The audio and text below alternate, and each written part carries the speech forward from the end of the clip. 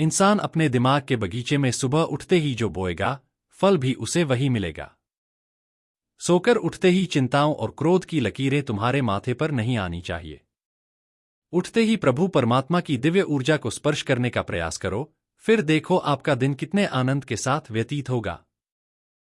सांसारिक चर्चाओं को सुनते सुनते जिंदगी निकाली जा रही है, अरे कुछ तो भीतर बैठे परमात्मा रूपी चैतन्य आत्मा की भी सुनने की कोशिश करो। चातुर्मास के इन 4 माह में पूरी ऊर्जा के साथ प्रभु आराधना एवं आत्मसाधना से अपना जीवन बदल लो। यह उद्गार आरेका पूर्णमती माताजी ने सिरोल चौराहे स्थित साक्षी एंक्लेव चातुर्मास परिसर में धर्म सभा को संबोधित करते हुए व्यक्त किए। माताजी ने कहा, तुम्हारे द्वारा किए गए सत्कार्य एक दिन संस्कार बन जाते हैं और संस्कार व्यवहार बनता है और वही व्यवहार एक दिन जीवन का आधार बन जाता है।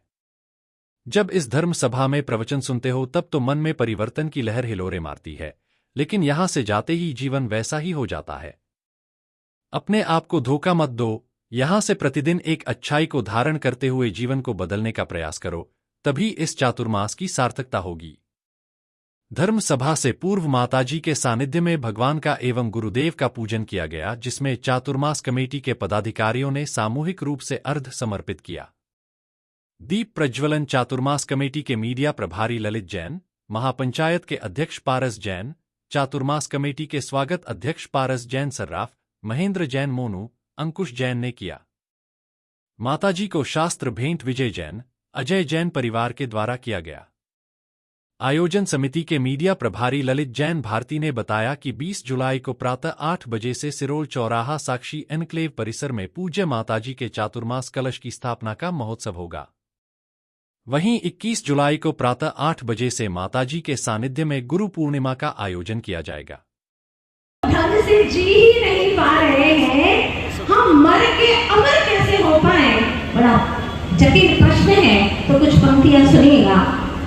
चलो ऐसे कि निशान बन जाए, चलो ऐसे कि निशान बन जाए, काम करो कुछ ऐसे कि पहचान बन जाए, काम करो कुछ ऐसे कि पहचान बन जाए। यूं तो जीते हैं दुनिया में कई लोग, मगर तुम जियो इस तरह कि तुम्हारी जिंदगी मिसाल बन जाए, मिसाल बन जाए।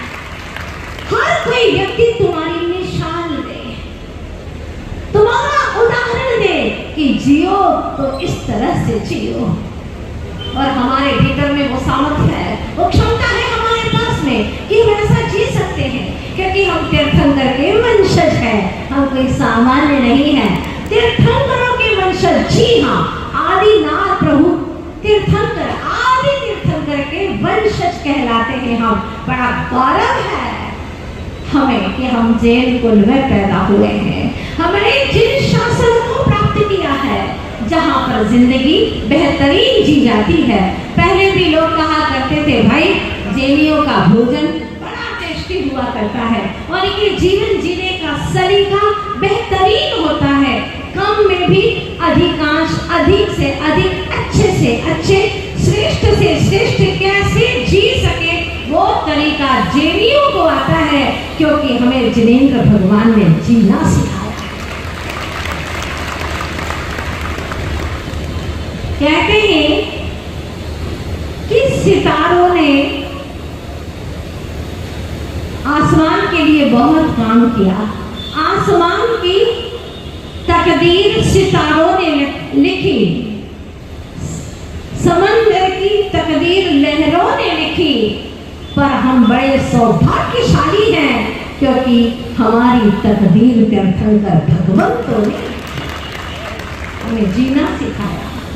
कैसे जीना है, और जीना ही नहीं, मरना भी सिखाया।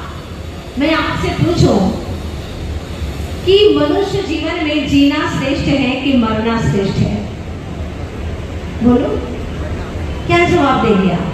जीना श्रेष्ठ है कि मरना श्रेष्ठ है? जीव का जन्म अच्छा है कि मरण अच्छा है? आखिर क्या अच्छा है, क्या श्रेष्ठ है? आप क्या जवाब देंगे?